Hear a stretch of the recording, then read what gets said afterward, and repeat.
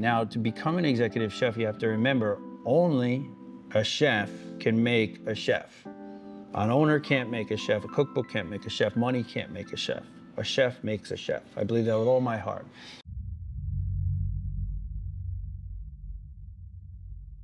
Hello, Tom LaVecchia here with the latest edition of the New Theory podcast. We're on location here in Jersey City, 87 Sussex, a fine dining establishment here with my friend Brian Walter, head chef over here, 87 Sussex. Brian, welcome to the New Theory podcast. How you doing today? I'm doing great. Welcome to 87 Sussex. This is beautiful, and we're gonna do a little B-roll, and you're gonna see such great food. They have a new menu. They've been here for a little bit, and Brian's a phenom when it comes to cooking. But I want to start off with, what inspired you to pursue a career in the culinary arts? Oh, wow. That's a great question. Well, I was fortunate. This is kind of an old story, but I'm just like many other chefs, I was a dishwasher, and I was inspired by watching the other chefs cook. And then I remember asking one of my chefs, I would say my mentor, Chef John Rell, I'd ask him, well, you know, how do I become one of them? And he's like, you don't want to be one of them. He's like, we say, go to New York. And he sent me to New York. And then I started working in the French world. Oh, wow.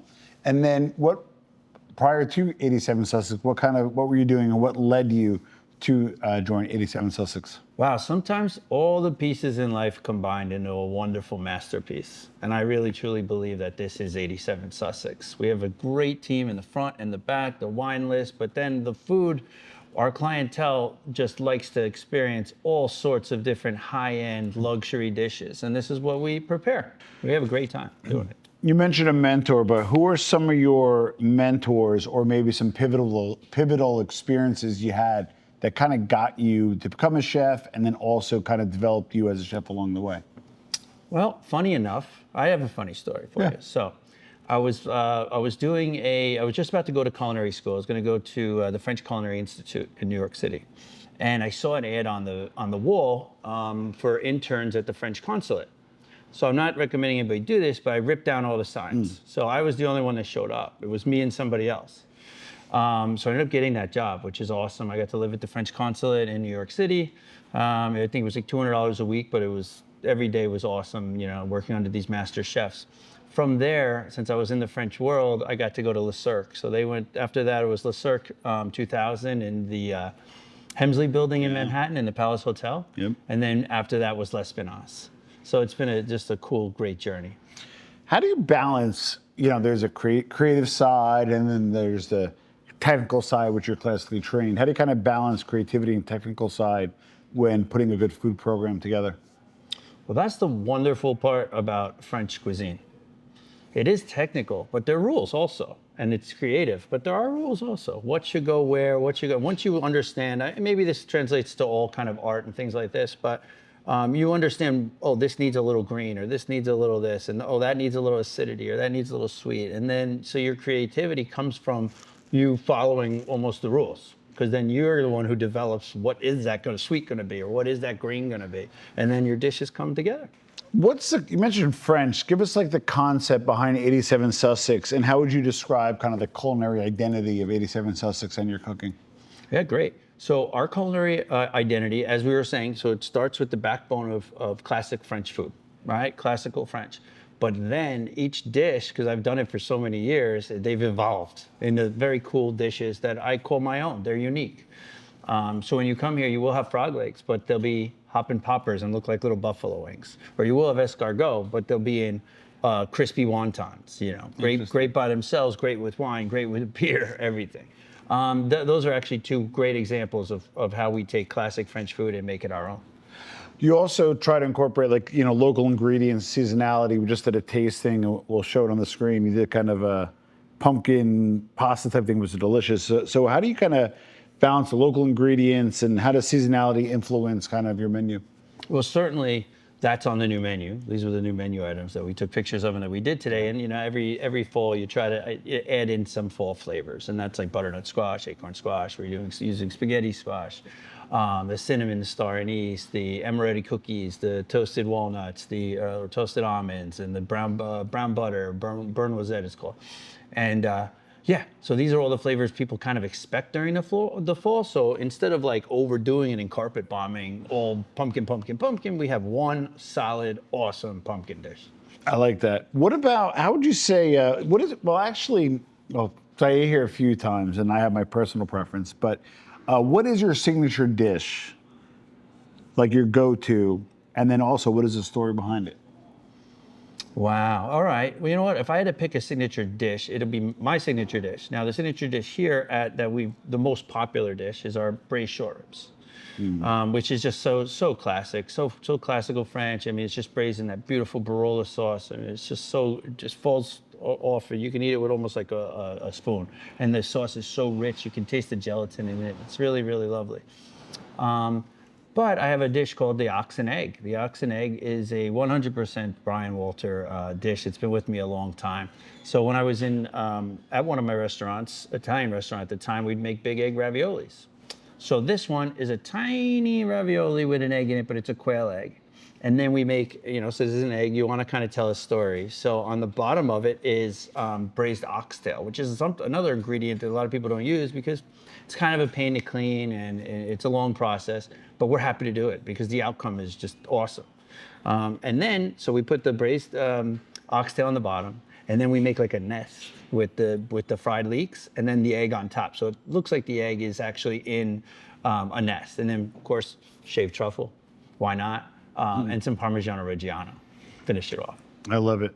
What approach you have, and more 87 Sussex as a whole, pairing food and wine, and also your cocktail program. So how does that kind of combine, and what's the concept there? Well, that a lot of times is the fun part, working with the sommelier to devise different menus and dishes and things like this. The wine world's changing all the time, just as the chef world is.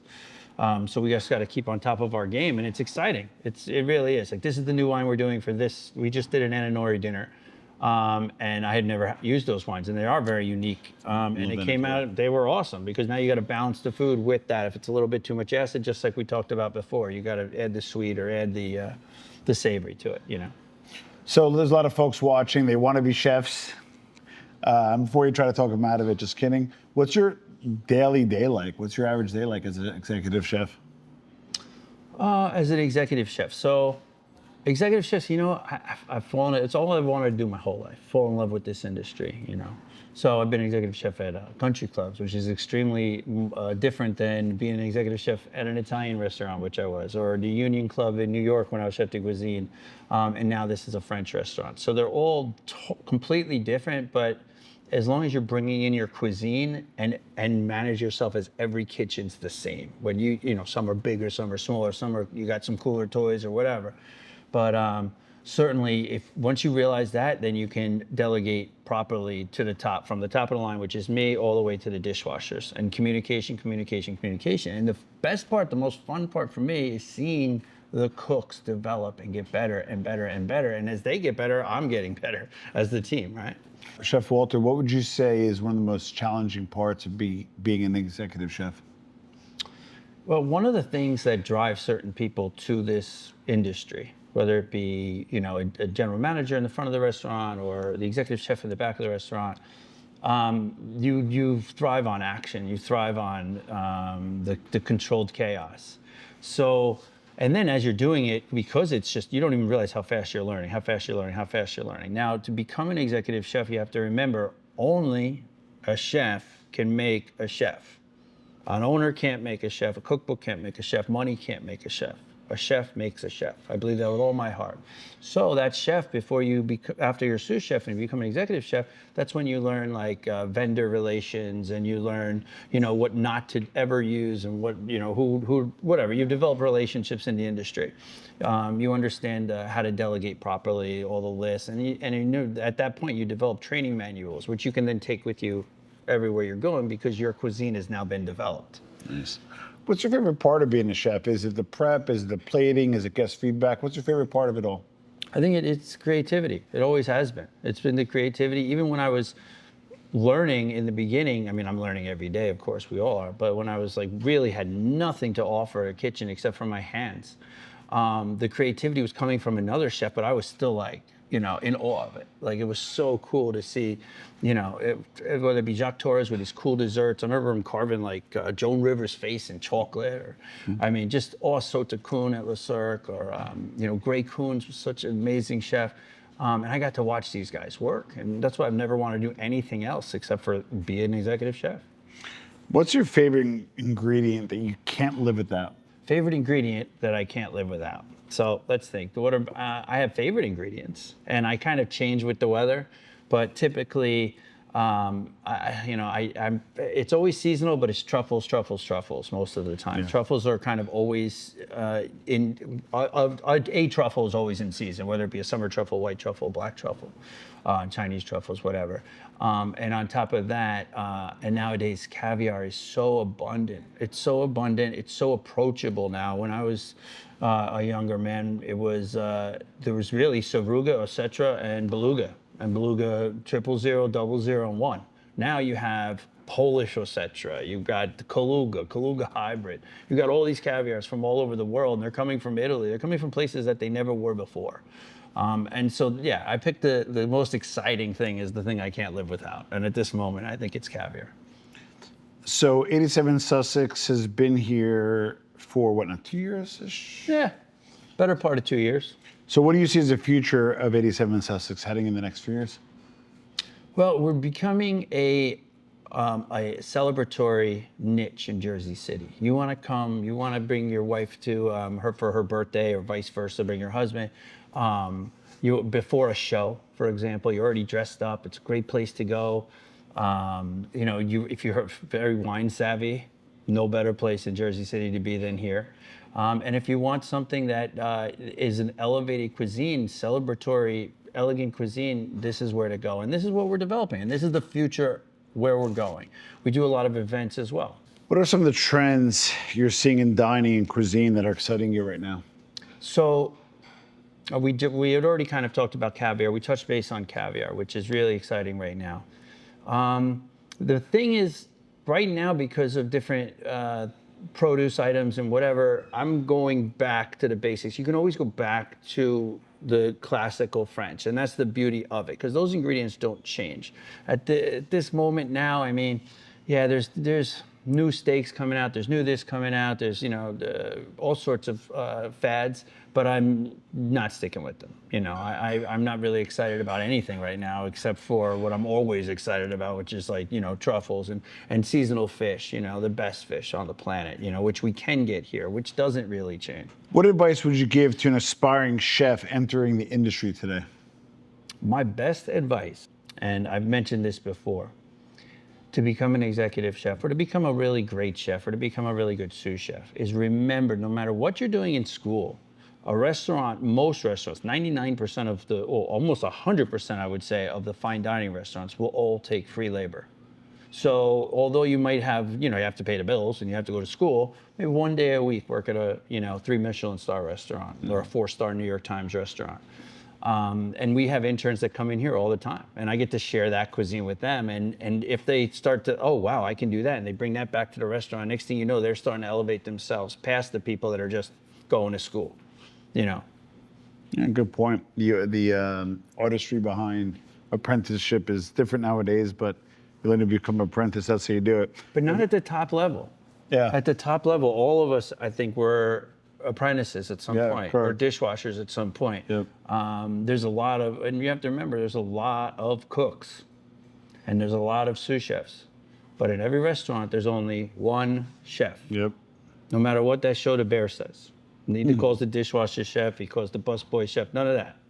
One chef in every kitchen on the planet Earth. If you could cook a meal for anyone living or dead, who would it be and why? That's a nutty question. That's why we ask it. That's why we ask it. Who's coming to the door? Is it Jesus? Marilyn Monroe? Let's go. The person I'd like to meet would be Jesus, of course, but Who would you want to I don't cook know for? if I'd cook for him. I'd have more questions for him than I think he would have for me, for sure. I would think so too. If I had to cook for one person in history, or alive or dead, on planet Earth, I'm going to just say Escoffier. Let's say Escoffier. only because he could pick apart my dishes Who is that? and tell me how. He's the father of, I guess you could say the father of French culinary cuisine? Of French Oh, cuisine. wow. Listen to him. You can argue that for sure. But he's the father of us, like that's the way we look at it. I mean, Paul Bocuse is also pretty awesome, just to be able to show these dishes to them, and then they can make them better, and they can make me better and elevate me. So that's what I would choose. Nice. Final question. When we come to 87 Sussex to visit you and come to see Chef, what should they order? Well, this is what you're going to do. Number one, when you walk in the door, there's a little window, and that's where I am. So you wave, you say hi to me, and I'd love to do it. Then I come to the table. And then we go through what you do like, you don't like, what things I should stay away from, and then we can build a nice tasting menu for you. I would also recommend, if you'd rather just talk to the waiter, our waiters are very, very knowledgeable about the menu.